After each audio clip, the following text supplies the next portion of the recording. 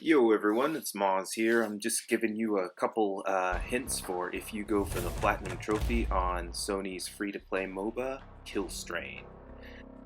Now, this game was kind of doomed for failure just because of their development cycle. It was released in summer 2016, and the product everyone got was just a little bit better than beta. There were problems with the netcode, which I think I have the term correctly. What that does is determine like multiplayer matchups and lag and things like that, and it was just pretty bad. Here's a screenshot of kind of how some of the matchmaking went.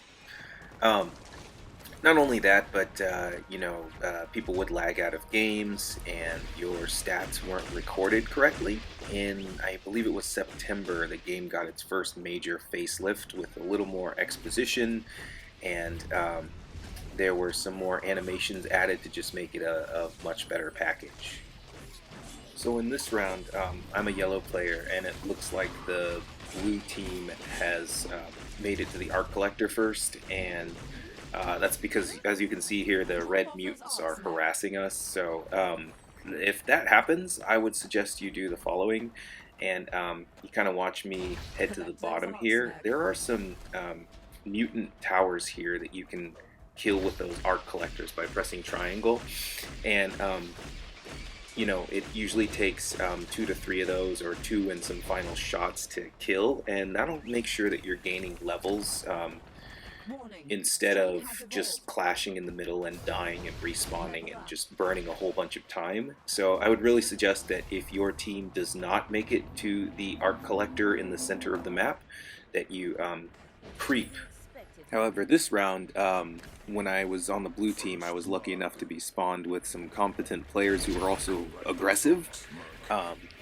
So you saw them kind of split off there and go get their first kill and kind of take out one of the players, while I still bombed my way to the center of the map to get that drop zone, because of course that means that your mechs will spawn faster.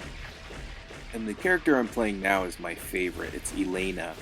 And one of her abilities is this, where anyone inside of that field gets health on your team, but it traps the enemy team and also does damage over time.